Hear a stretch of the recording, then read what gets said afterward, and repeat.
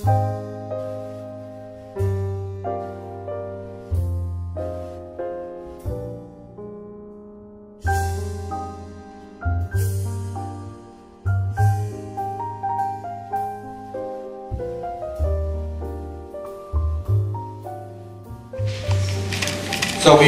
will have a talk here for a couple of minutes, and then afterwards you have the possibility and the opportunity to ask questions yourself. I will ask you then to raise your questions. We checked it just as information from my colleagues, and it's really true. This book appeared worldwide, and they're all over the world. There are only positive reviews, except two. These two come from Great Britain, from the United Kingdom, and one of the reviews, I must say, is definitely jealousy, and the other one you have to take yourself. The greatest thing about this book, Klaus Eck said it, is that the book has been written at all, that it could have been written. In other words, Salman Rushdie survived. Those who remember those days in 1989 will remember that it was totally uncertain, because for the first time a state in this way declared a war on an individual. You are describing at the very beginning how it felt to know that they declared the Fatwa, a word at that time which for me, for example, wasn't familiar at all. Me too. So maybe you can describe how it happened and what you felt. Well, what had happened in England, which is different to everywhere else, is that the book had come out 6 months earlier. You know, I think everywhere else the book came out afterwards, so it was a different context, you know. But in England it had already been out for 6 months. And yes, there had been a kind of growing argument about it, and some demonstrations and so on. And one or two threats had started, but nobody was taking them that seriously. I mean, the truth is that it didn't feel physically dangerous. You know, and during those 6 months, it felt like there was a serious argument going on. And I thought sometimes, I think that's all right. You know, one of the things that books can do is to start serious arguments. You know, and that can even be a valuable function of literature. But on that day, the Valentine's Day, 1989, in a way the subject changed, because the question of international terrorism entered the story, and it stopped being an argument about a book, and it became a discussion about terrorism. And yes, so as Klaus Eck was saying, I was called at home by the BBC to be told about this. And I mean, the reason why it was alarming was not so much that it was a religious statement as that the Iranian state was used to carry out such assassinations, and had actually already had a few such episodes in Europe of killing people who were identified as opponents of the regime and so on. And after all, and then later, as we know, I mean, in Germany there was the so-called Mykonos case where, again, more members of the regime were killed. So this is one of the things that they did. They had assassination squads at their disposal. And that's what made it particularly alarming. But still, initially, we didn't know whether this was rhetorical or real. You know, I had promised to go and do an interview for CBS television that morning, and I didn't know what to do exactly, so I went to do the interview. And the journalists there were, in a way, were quite reassuring. You know, and I remember one of the journalists, who was a foreign correspondent who I asked about it, he said, "Don't worry too much, because Khomeini sentences the President of the United States to death every Friday." So it's, and we had that, you know, and of course I wanted to believe that it was just rhetoric. But within a few hours it was clear that that was not the case. You have this very impressive image of Hitchcock, Die Vögel. Maybe you can elaborate on that a little bit. Well, it's the thing that I began to think during those years,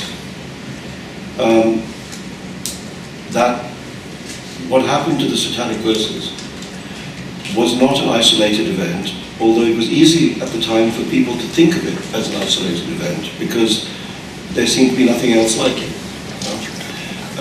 But what was happening in those years, if you looked in the right direction, was that there were very similar attacks taking place against other writers across the Arab and Muslim world, many of whom were killed, and who were accused of exactly the same supposed crimes. You know, these medieval crimes of heresy and apostasy and blasphemy, these words which hadn't really been heard in Europe anyway since the Middle Ages as crimes. And I mean, there was a famous journalist in Turkey, Ugur Mumcu, who was killed. Famous intellectual in Egypt, Farhad Foda, was killed.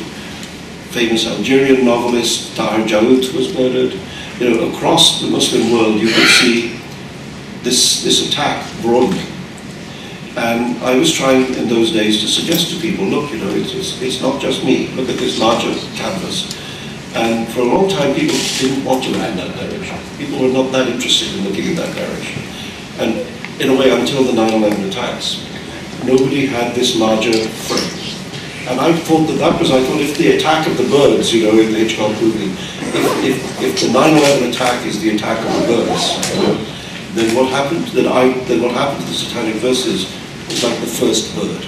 You know? And I came to think of it like that there was the problem with one bird sitting on a climbing frame in a school playground is that you don't have to draw any conclusion from it. You know, it's just a bird. And it's only afterwards, when the sky is full of birds, that you think, oh yeah, there was that first bird. You know? And I think that's why I used the image in the book, because I wanted to say that this is not just my story. It's the story of a thing that became bigger and bigger. But that was exactly the political and even ethical implication in 1989, because you had two groups. The one group said it's only a Rushdie case, and he is a writer, and he just went too far, and so on and so on. Yeah. And you had the other group who said this is something very fundamental. And my question is, because we were on the outside, I know that Hans Markus Enzensberger and we tried to get in touch with you, and it was very hard, and there were many rumors.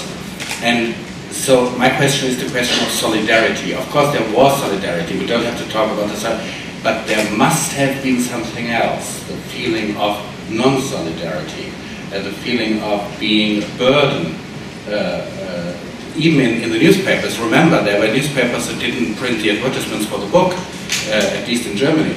So what's your feeling about that? Well, I mean, yes, of course. I think there were both things. I mean, I remember being very encouraged by how much solidarity there was. In fact, that a large majority of the world's writers and journalists and so on actually were very supportive, and it was important. It was important.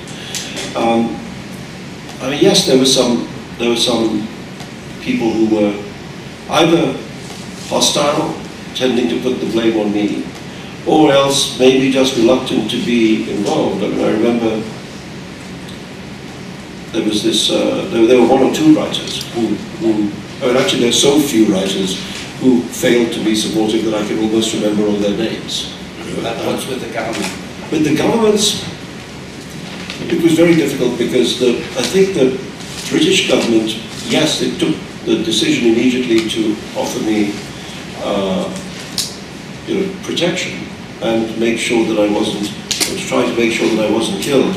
And that was, of course, very important, because I think otherwise probably I would have been killed.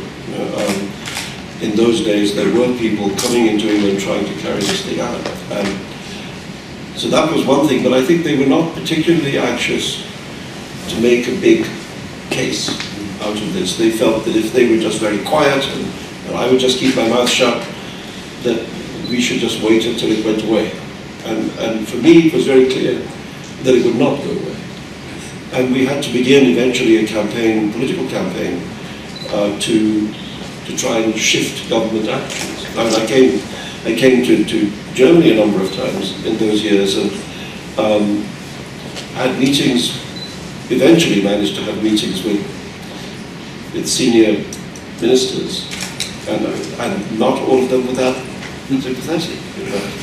I mean, I could well remember having a meeting with Klaus Kinkel in which he said that we are not going to change the foreign policy of Germany for one man. And at that point, of course, Germany was Iran's #1 trading partner. And this question of economics versus human rights, you know, came up a few times. There was a moment when I was in Denmark and was told that Denmark had a very important export of feta cheese to Iran, and they were worried about their cheese exports. And so, you know, there was on the one hand cheese, and on the other hand human rights, and, you know, initially they chose cheese.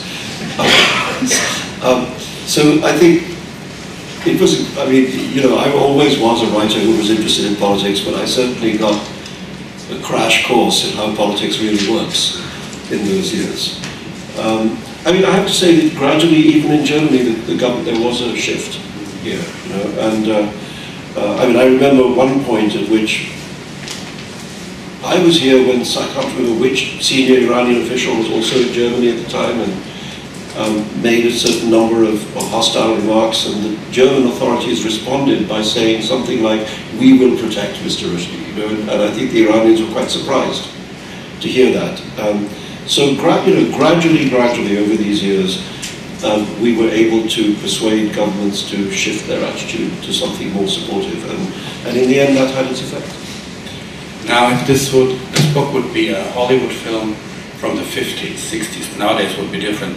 You would be the hero, living an incredible, self-confident, hard life with the great people around you. But in this book, which is incredibly honest, you describe the pressure, what the pressure does with your private and with your family life. And these are the remarks which are all over the world, of course, are quoted and taken very seriously. Maybe you can say something. Well, I just thought that one of the strange things that happened to me in these years was that I was reinvented by other people. Sometimes for good reasons and sometimes not. You know, so there were kind of, let's say, demonized versions of me that were walking around, which were presented to one side of the argument, which represented one side of the argument, and then sometimes people who were defending me, you know, would present a very idealized version, and so almost an iconic version of me, and I would constantly say that I don't feel iconic. You know, I don't feel like a Statue of Liberty. You know, I'm just a person. And so in writing the book, I thought, you know, I have to in some way demolish both those, both the idealized and the demonized caricatures of myself, you know, and try and say, I mean, it's an autobiography, so you have to tell the truth and say this is actually what a real human being in this situation was like, you know, and that includes moments of weakness and things that, in moments in which I was disappointed in my own choices and things I wished I hadn't done and things I wished I'd done sooner, and then, you know, sometimes things that I was, you know, proud to have done or happy to do. You have to give that whole portrait, because otherwise it's not a true portrait of a human being. And I mean, I'm enough of a writer to know that, you know, if you want to make a person alive on the page, you have to present them in 3 dimensions, and that means not just as a Hollywood hero figure, because that's nonsense. And what did it mean for the family then? So you describe it, but now for the closest relations, this pressure, as you say, changes everything for them too. Yeah, I mean, one of the things that I was most worried about is that at that time I only had one son who was 9 when this happened, and by the time everything really went back to normal, he was 21, and he had to grow up through this extraordinary event. And on top of that, in the middle of that, at the age of 20, he had to suffer his mother's loss, that she passed away of breast cancer. And she was supposed to be the safe parent, you know. She was supposed to be the one who was looking after him. So he had an extraordinary amount to deal with in this time, and I had to. It was difficult sometimes to be as good a father as I wanted to be, because it was just physically difficult sometimes to see enough of him, because you didn't want to bring danger towards him. You know? But we did actually. In fact, it required a lot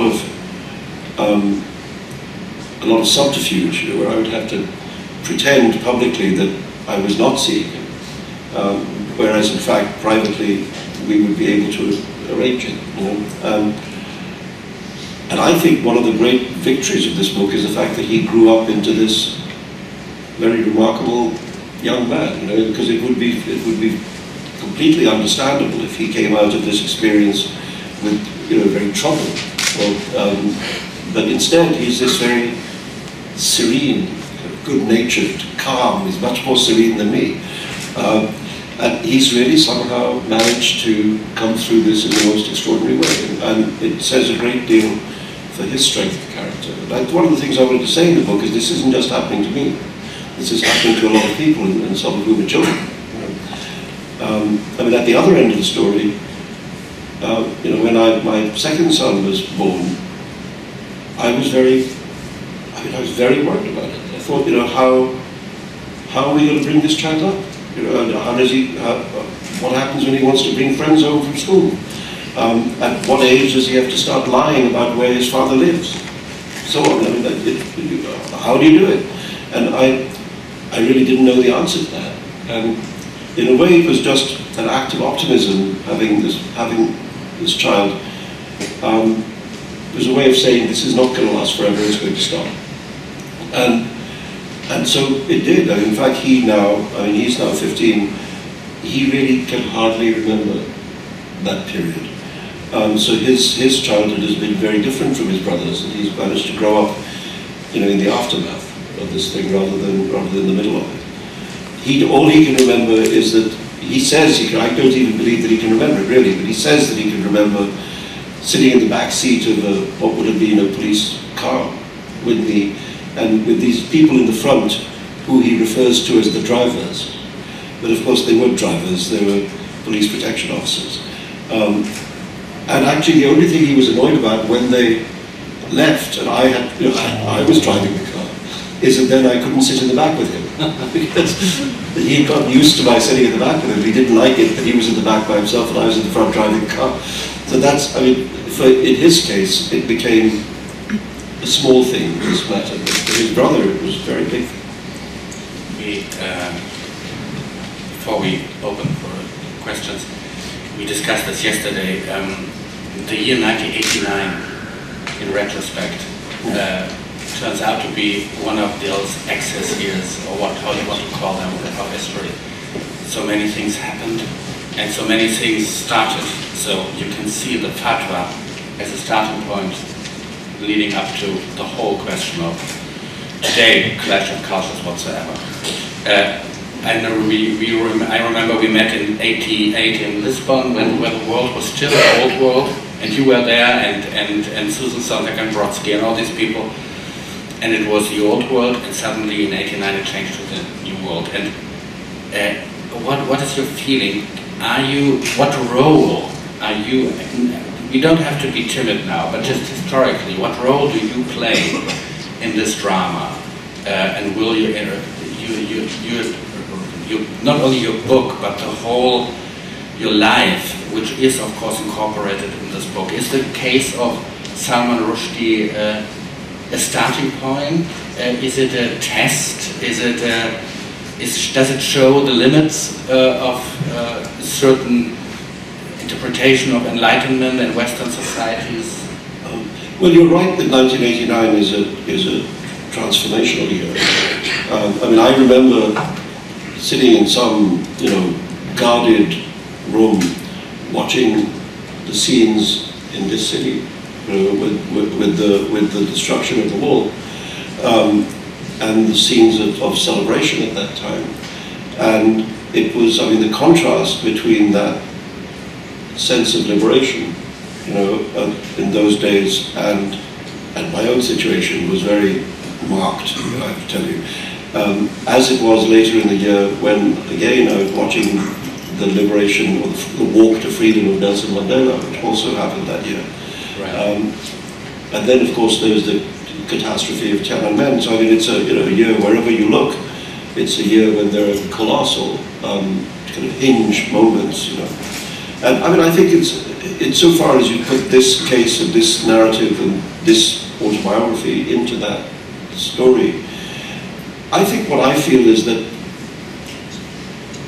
my generation, the generation of the 60s, we'd never have thought that religion would once again become a major force in the center of history. That period seemed to be over. That battle seemed to have been won. And we were exercised with other things, the civil rights movement, the feminist movement, the Vietnam War, I mean, all sorts of things. Not a battle against religious totalitarianism. That seemed like, I mean, if you'd suggested that to people in 1968, people would have said that you were sort of being ridiculous, and yet that's the force that arose, to all of our surprise. In many ways, we were perhaps looking in the wrong direction. Has there ever been, did the Iranian government, up to now, ever try to get in touch with you in contact? No, they just tried to kill me, which is a kind of contact. Communication. Okay, then we should start the communication here.